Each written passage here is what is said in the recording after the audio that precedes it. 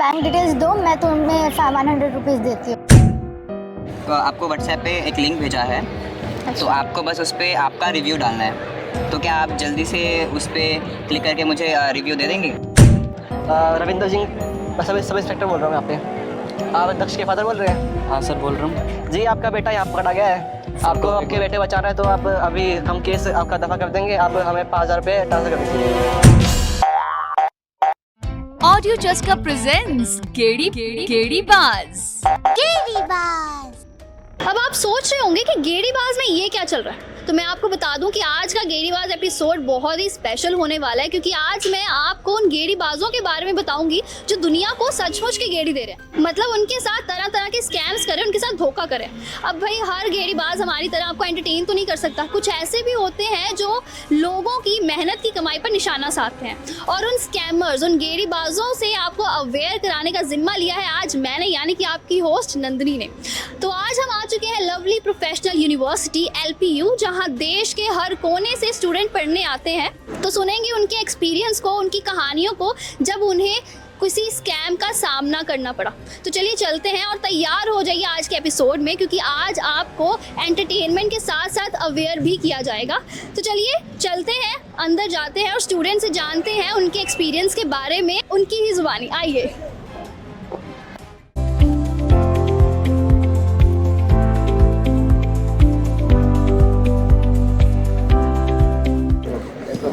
हाय, hello, कैसे हो आप?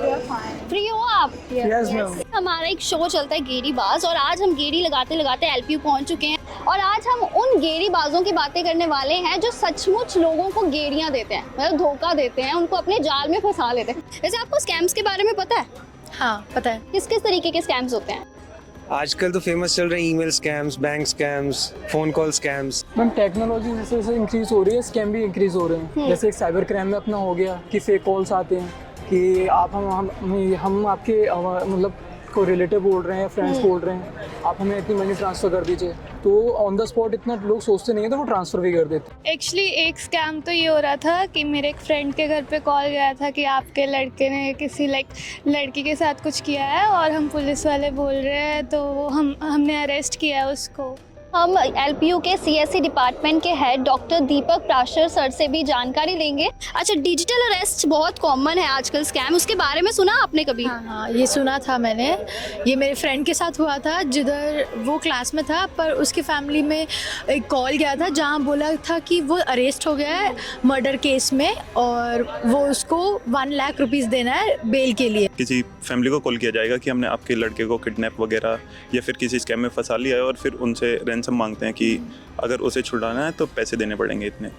अदर कंट्री के नंबर से कॉल आते हैं, देन वो बोलते हैं कि लाइक वीडियो कॉल अगर हम उठा लेते हैं तो फिर वो एडिट करके उसमें कि लाइक फेस किसी और का, बॉडी किसी और की, और फिर आपको ब्लैकमेल करते हैं कि आपकी वीडियो है हमारे पास, हमें इतना पैसा भेजो। तो ये सब हो रहा है। कॉल आया था कि आपका नंबर किसी क्रिमिनल एक्टिविटी में जो है आया है। और अगर आप भी डिजिटल अरेस्ट के बारे में जानना चाहते हैं तो हम अपने एक्सपर्ट मिस्टर विशाल शर्मा जी भी बताएंगे। डिजिटल अरेस्ट जिसके अंदर आपको एक कॉल किया जाता है, जिसके अंदर आपको बताया जाता है कि आपके नाम से कुछ इलीगल एक्टिविटीज़ हो रही हैं, और आपको फिर उस केस को बंद करने के लिए कुछ पैसे मांगे जाते हैं। के साथ कभी कोई स्कैम हुआ है? शॉपिंग स्कैम्स तो बहुत सारे ऐसे होते रहते हैं, like you know when you order something and you get a completely different product, and then money भी फिर रिफंड होने में बहुत इशू होता है। got a call from abroad actually, and they were like, अरे यार I'm your friend man, I just went abroad, Canada से बात कर रहा हूँ। I was like see, I know all this stuff man, just keep this crap away from me and just like do some healthy work. Commission based business था in which you have to transfer the amount, ठीक है। तो फिर हमें उस उनकी एक website थी, उस पर अमाउंट ट्रांसफ़र करना था और उससे हमारा मनी डबल होना था। But eventually after certain transactions उन्होंने कहा कि 25, फिर 50, फिर 1 लाख, एंड वो कुछ हुआ नहीं। वो होता रहा, हम डालते रहे, but at the end nothing got doubled. So it was like an online scam. मैंने कंप्लेंट वगैरह भी की, बट कुछ हुआ नहीं। कहाँ कंप्लेंट की आपने? साइबर क्राइम पुलिस स्टेशन भी गई थी मैं। साइबर क्राइम हेल्पलाइन नंबर पता आपको क्या है? किसी को? 098। हाँ जी, पता नहीं। 1098 पता नहीं। आपको पता? No, I don't know. Okay, cyber crime helpline number है 1930। तो अगर आप कभी भी फंसे तो आप यहाँ पर नंबर डायल कर सकते हैं। अगर आपको कभी फेक कॉल आए या फेक SMS आए कि आपका इलेक्ट्रिसिटी बिल रहता है या कुछ, तो आपका पहला स्टेप क्या होगा?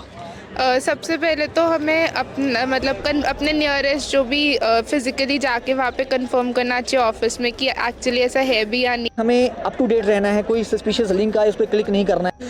ईमेल पे भेजते हैं कि आपका KYC अप्रूव नहीं है, बैंक से बोल रहे हैं KYC अप्रूव करो और बैंक से पैसे ले लेते हैं। एक्चुअली जब तक हम खुद स्मार्ट नहीं बनेंगे तो तब तक हम साइबर क्राइम्स का शिकार होते रहेंगे।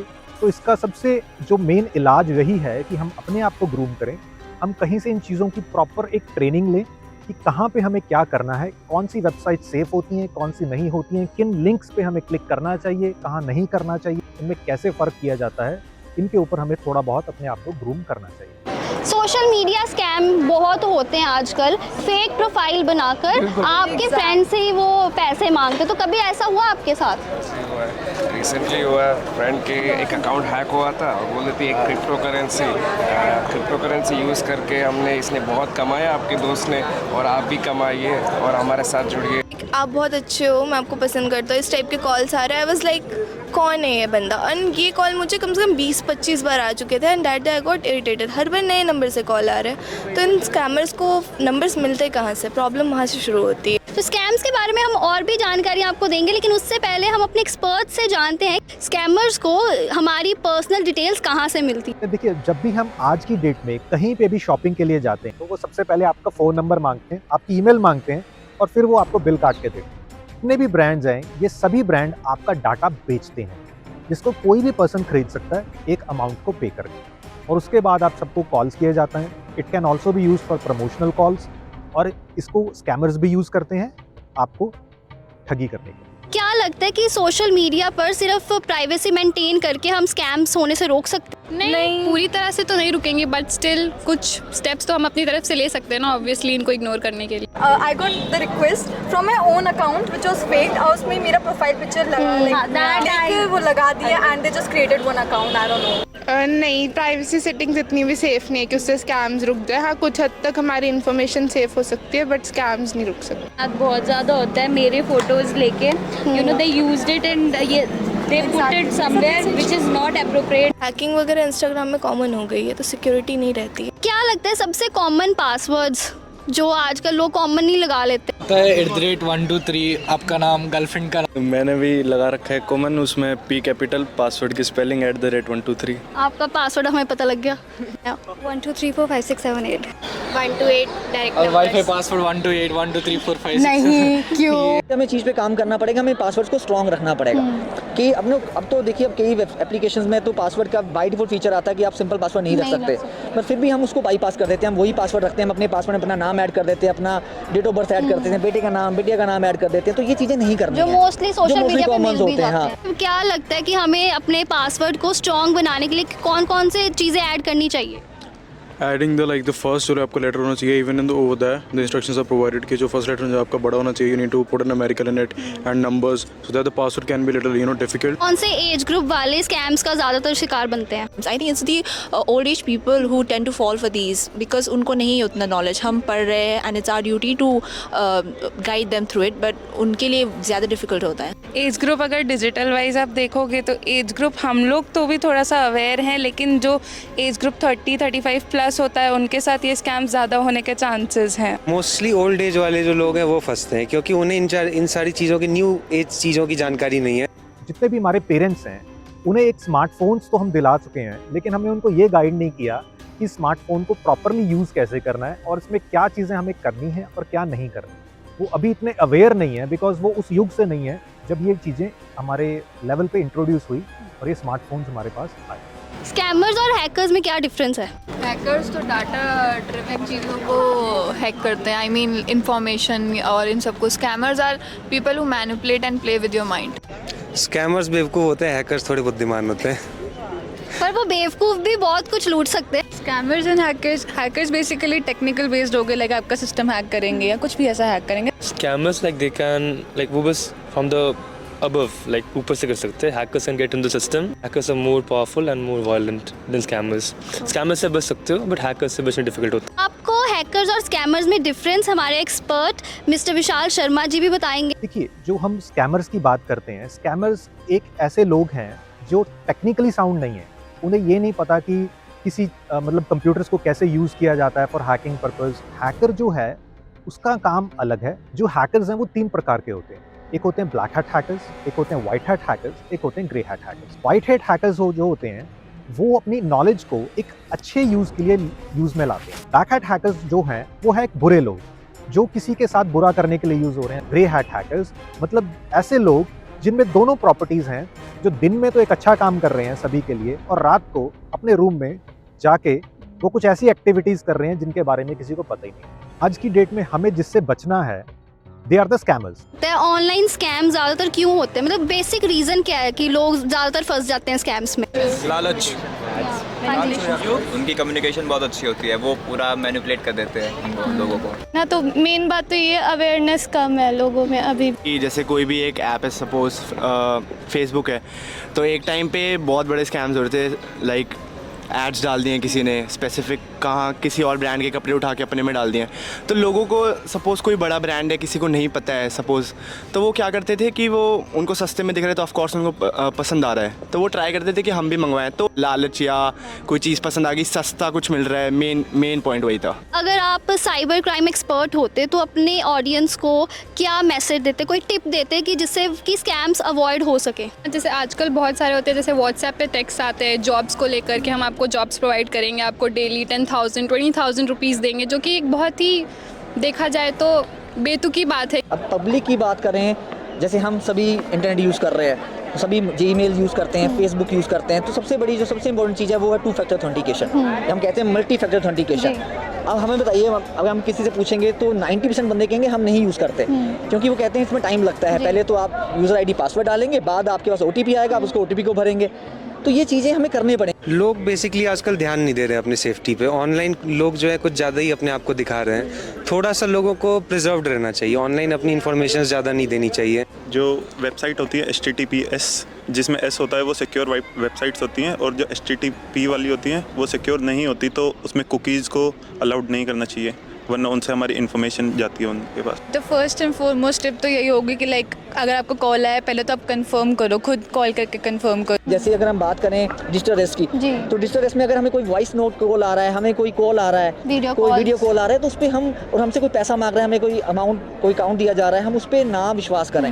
There is also an app called Truecaller, so that you can directly verify that if this is scam. मैं ये टिप देना चाहूँगा कि आप कोई भी आपको कॉल्स आ रही हैं, आप उनको आइडेंटिफाई करिए। कोई भी वेबसाइट से अगर आप कुछ शॉपिंग कर रहे हैं, उसको आइडेंटिफाई करिए कि ये शॉपिंग वेबसाइट जेन्युइन है कि नहीं है। कहीं से भी कोई कॉल आ रहा है, कोई से मैसेज आ रहा है, तो आप अनवांटेड लिंक्स पे क्लिक मत करिए और हर चीज़ की ऑथेंटिसिटी को पहले चेक करिए, फिर उस चीज़ पे रिस्पॉन्ड करिए। जैसे बेसिकली अगर हम सोशल मीडिया पे तो जितना हो सके अपने इन्फॉर्मेशन को, अपनी फ़ोटोज़ पिक्चर्स को प्राइवेटाइज़ करे, ना उतना सोशलाइज़ करे जिसकी वजह से वो फ़ोटोज़ इधर उधर हों। सर, ज़्यादातर लोगों को ये नहीं पता कि साइबर सिक्योरिटी एक सब्जेक्ट भी है और बच्चों ने ऑप्ट कर सकते हैं, तो आप इस बारे में बता सकते हैं कि कैसे बच्चे अपने आप को एनरोल कर सकते हैं, या इसमें क्या स्टडी में बेसिकली क्या करवाया जाता है? देखिए, cyber security is a vast thing, है ना, is a basically specialization. So like if I talk about in our school, in our university, हम अपने LQ की बात करें, स्कूल ऑफ कंप्यूटर साइंस की बात करें, तो हम काफ़ी चीज़ें हम साइबर सिक्योरिटी में करवाते हैं। हमारे पास कुछ स्पेशलाइज्ड प्रोग्राम्स हैं। हम एक BTech CSC चलाते हैं, जो 4 साल का प्रोग्राम है, बट हम करते क्या हैं कि तो सेकेंड ईयर के ऑनवर्ड्स हम बच्चों को स्पेशलाइजेशन देते हैं। स्पेशलाइजेशन आप समझिए, हम उनको कोई स्पेसिफिक कोर्सेज देते हैं जो उनके स्किल सेट से मैप करता है। जैसे कोई डेटा साइंस ले रहा है, कोई मशीन लर्निंग ले रहा है, कोई साइबर सिक्योरिटी ले रहा है, तो साइबर सिक्योरिटी में हम काफ़ी कोर्सेज ऑफर करते हैं।